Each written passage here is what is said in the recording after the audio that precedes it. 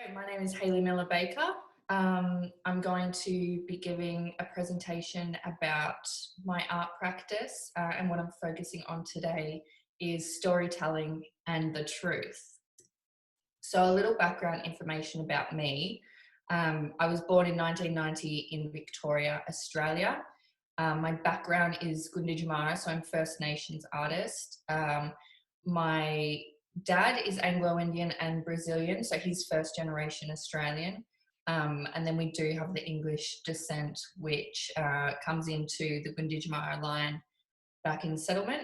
And then also in much later on. So my arts practice, for me, it began when I was in primary school. That's what I think. And I always wanted to be an artist. So I followed that through all the way through primary school, through high school, and then I went to university. I graduated from Bachelor of Fine Arts in painting at RMIT University, and painting is what I had done all the way through. I wanted to be a painter, but the funny thing about art school, I guess, is it just opens up everything and makes you think a lot more wider. So after I finished that degree, I actually went off and got a teaching degree and taught for a couple of years, but it wasn't doing it for me. So I went back and I did a Master of Fine Arts at RMIT University again, and that's where halfway through the first year where I sort of my practice evolved quite heavily, and I guess that's where and when my career sort of took off, when my arts practice took off. So my arts practice uses a variety of approaches to photography, and I look at recovering and recounting personal narratives, particularly that are inherited stories or my own personal experiences and histories and memories. So I employ digital technologies, so I use Photoshop to make my work. And while before I make my work, I use this bad boy. So this is what I shoot everything with when I'm out and about. So everything is on film. And then I take it back, scan it, and use digital technologies, Photoshop, to cut all of my images up, layer, reposition, and basically make a story that is what I think is an appropriate visual representation of the narrative that I'm trying to tell. So my photo assemblages critically explore storytelling culture, and that is through confronting and constructing past, present, and future narratives. So I investigate coexistences of times of culture of transformation. So I'm constantly looking at many different things from many periods of time, or clashes of culture, and how that all comes together, and what is the result of that, and what does that look like. So today I'm going to be talking about 4 different ways of storytelling, I guess, narratives that I've looked at in my past works. So it's 4 bodies of works that I'm going to be looking at. The first one is this one here, I'm the Captain Now, which was the very first body of photographic works that I made. So I was in my first year of the Masters of Fine Art, and I guess my advisor at the time, Michael Greaves, he was talking to me and planting seeds in my brain, and I was doing a lot of monochromatic, abstract, expressionist, textural paintings. And we had this conversation of, what are you really trying to say? And so this body of work came from a few weeks after that conversation. My nan called me up and said, I've got your grandfather's photographs, or negatives, because they hadn't been scanned. Do you want them? You can probably do something with them. They're just sitting here in a box. So I said yes, because he passed in 2001, and I'll take anything that he had, especially these photographs. I've always been obsessed with history.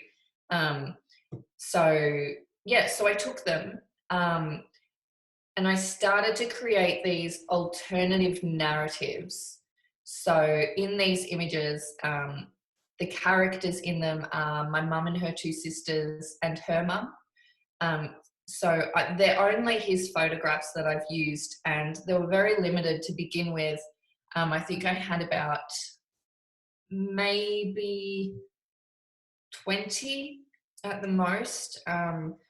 So what I started to do was to chop and change the characters from one scene into another scene, and add little bits and pieces to give an alternative narrative, basically.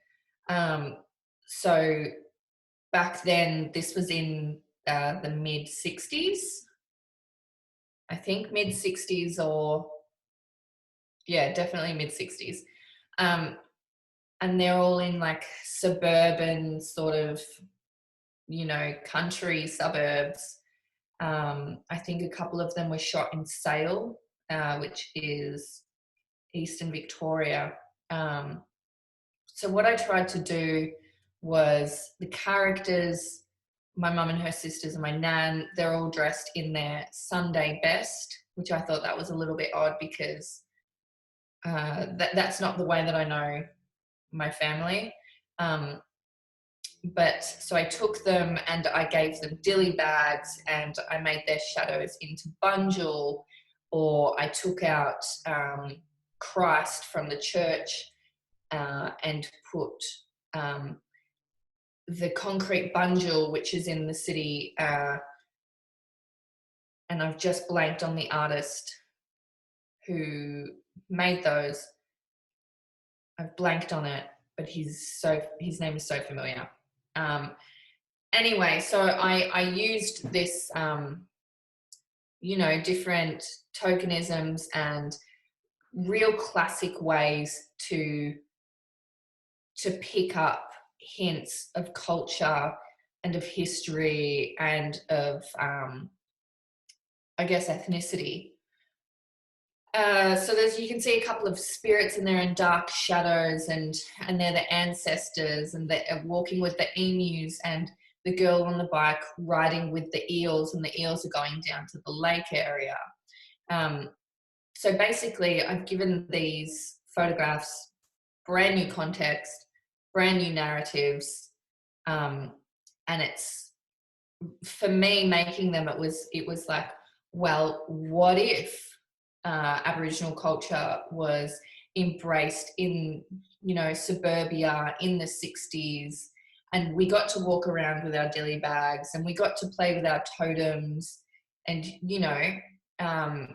it wasn't such a, I guess, a weird, suppressing time. So here's an image here from the series as well. Very simple. I just wanted to show this up close and on a big screen, so you can see that when I first started, the digital manipulation that I was talking about with the cutting, the layering, repositioning things, in this picture you can see all that's been added is the characters and the eel trap at the bottom. So the series started off very, very simple, but I guess in terms of the concepts and what I was actually talking about, is quite complex. So moving on from alternative narratives is combining narratives. So this work here came in my second year of the Masters of Fine Arts. So I'm still really experimenting with this new way of making, and I guess this new art practice that I've adopted, and style.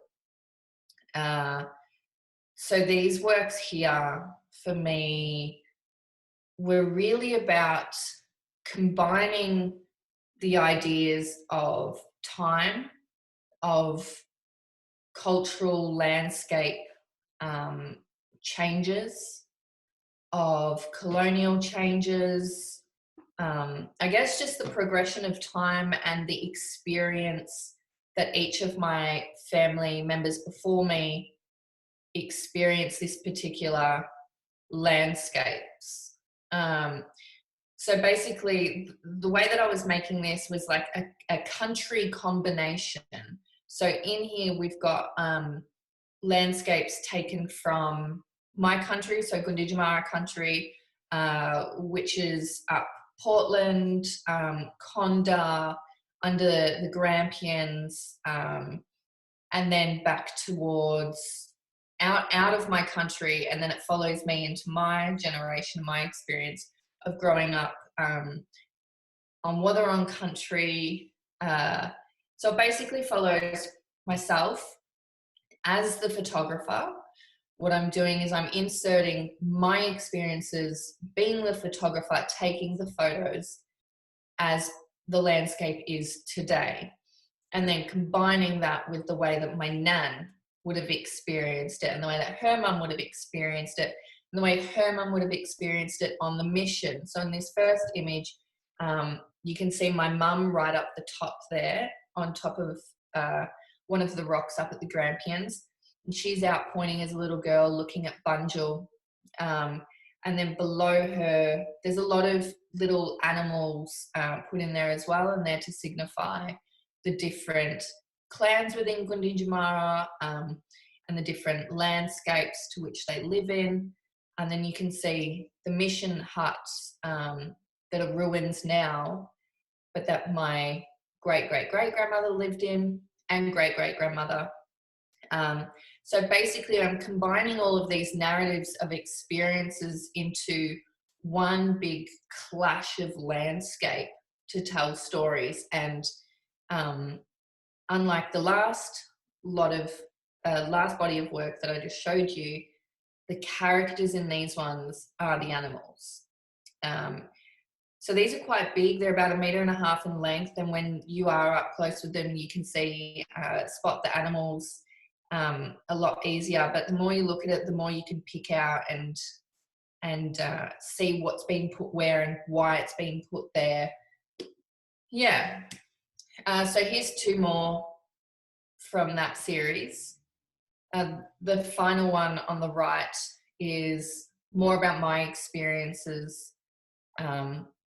That landscape in the background is where I grew up, but it also talks about like this vortex of rocks that follow around. So they start from Wathaurong country and they warp into the rocks and lava overflow of Gunditjmara country. And I guess that multi-generational inheritance of culture and understanding of the earth and landscape, and how that all lives inside of me, and then I'll pass that on to my children, and so on and so forth. So this body of works was not really about telling a specific story, but more of showing the experiences, and I guess really chaotic experiences, as you can see in the works, of multi-generational experiences of time through change. Yeah. So that's the second way of second type of narrative that I've used in my work. So this third one here, this is reclaiming narratives. So I would dare say that this body of work is my most well-known body of work. This was created in 2018, and it's called A Series of Unwarranted Events. This body of work came about because I was working with a really good friend of mine, James Tyler, who is another photographic artist as well. And we were working on this project together, and basically I got the opportunity to tell stories from my family's experience of colonization. So he was looking more particularly at, I guess, the white side of my country, Gunditjmara country, and I was going to tell stories from the Aboriginal perspective. And I thought that because of this opportunity arose, I was, thinking of different ways that I could, what sort of narrative did I want to tell? And in the end, I chose to reclaim these narratives.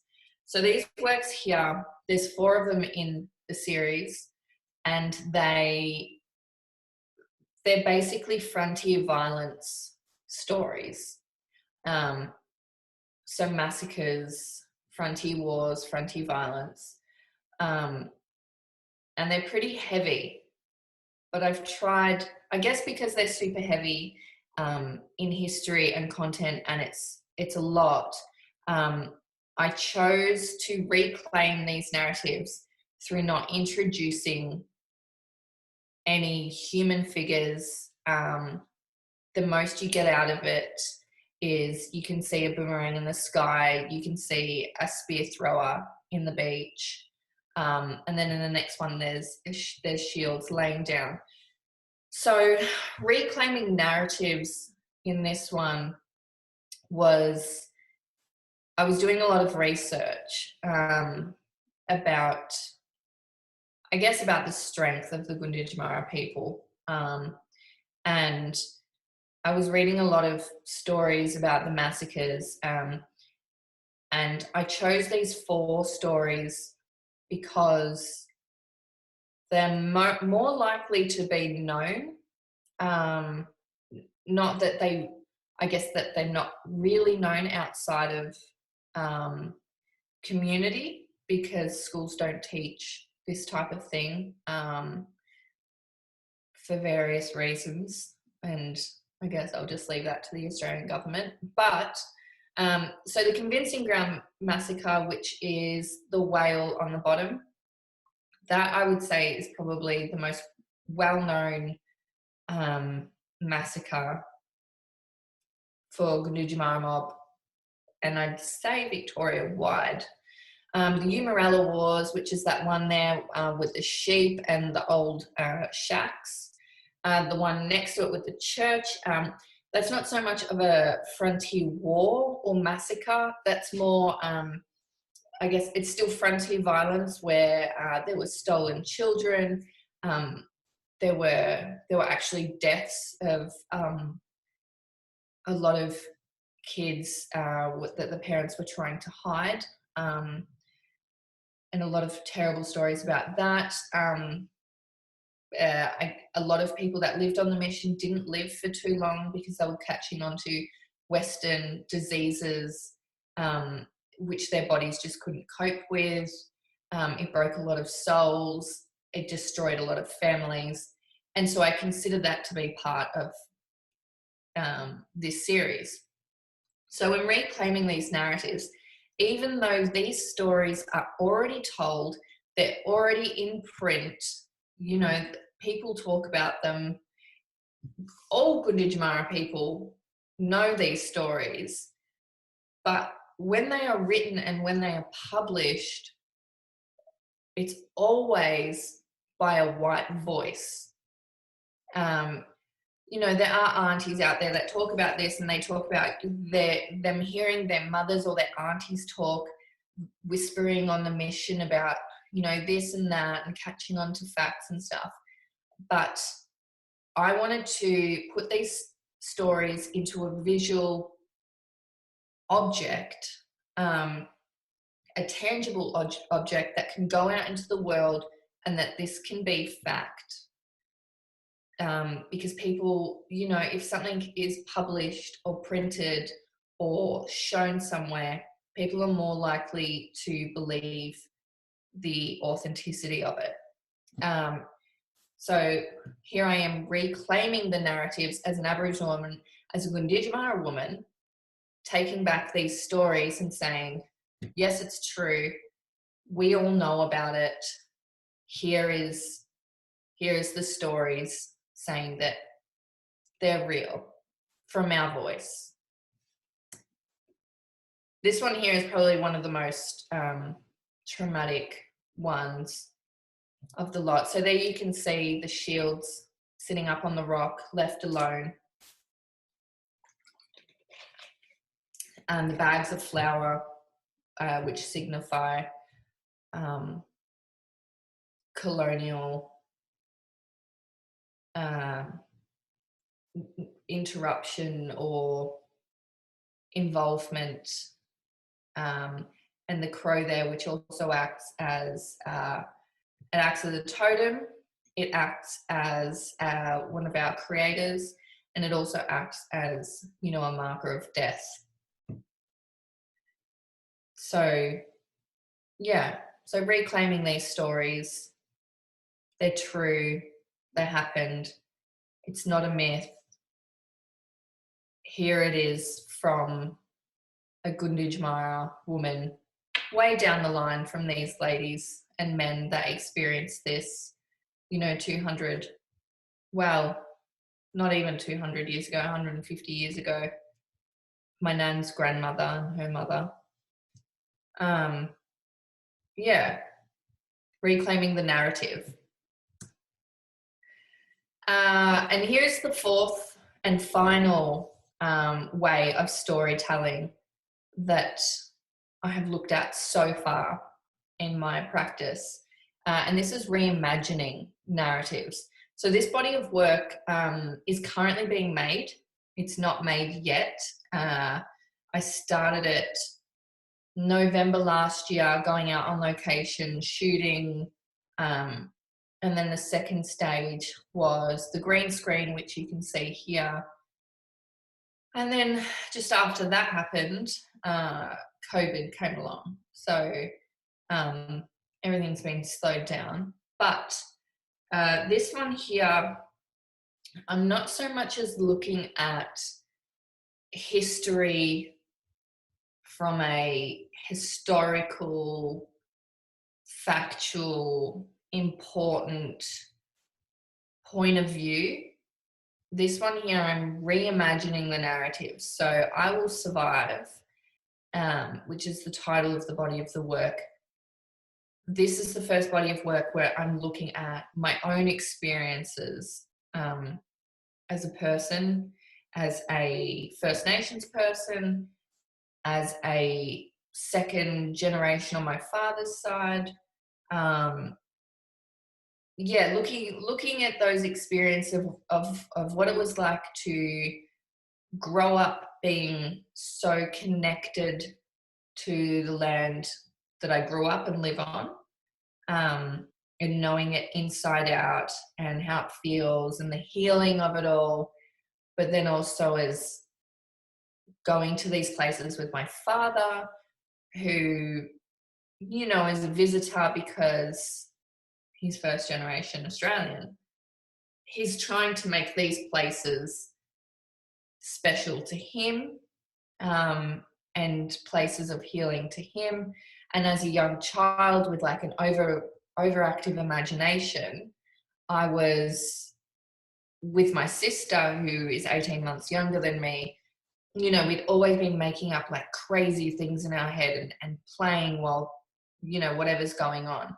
So I'm looking at survival from a way of surviving in a brand new place, like my dad, surviving for thousands and thousands of years, like my mum's family, and then surviving as a kid when, whatever, you're in the bush and you think you hear something crackle from the other side of the trees and you think, oh no, like I'm dead for sure, like there's a lion out here or something, or I'm going to get got, or there's a ghost out here and I'm about to be stolen and whipped away and eaten alive.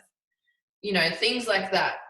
So what survival was for everyone before me, what it was like as a kid, and playing with that idea of survival is different for everybody, um, and there's no right or wrong. So I'm really putting, um, I guess, a lot of fiction into this one. Um, it's all based on fact, but I'm twisting it, I'm amping it up. I'm really trying to exaggerate it and make it more than it is. So I'm reimagining the narrative. But once again, it is all the truth. At the bottom of all of my work, there is thick, thick layers of truth based on research, based on experience. Um, and what I'm doing is I'm amping up the storytelling to be able to create a connection between the viewer and what I'm showing, what I'm putting forward to them. So here's another outtake from the green screen shoot that I did for this series. So I'm hoping that reimagining this narrative, it's heavily based on fact, but reimagining it as an adult, like mine and innocence out of it, and looking at it from an adult point of view, like, how did I really think that or believe that or feel that back then, but making it into a legitimate story and having the viewer look at that and be like, it's too wild. It's crazy talk. So they are the four bodies of work where I looked at 4 different types of narratives and storytelling, all based on the truth. And I think that those ingredients, storytelling and the truth, are, I don't think that they'll ever leave my practice, because at the base of everything that I do is a true story, or is research based on the truth, or is research based on a lie and I'm correcting it to become the truth. I'm not correcting it, but giving another side. So here's all a list of works that you just saw. If anybody wants to go back and look at them, they're all here, all the series names, and on each slide. And if you've got any questions, or you want to get in touch, you want to ask me about my work, you want to ask me about anything about my practice, whatever you want to do, there's my Instagram, my website, my email address. I'm pretty good with getting back to people, especially now that COVID's around, because there ain't anything else to do. But yeah, thank you for having me. And I hope that this little insight into the way that I use storytelling and the truth can help you in your practice and what you do and the way that you think and the way that you receive information.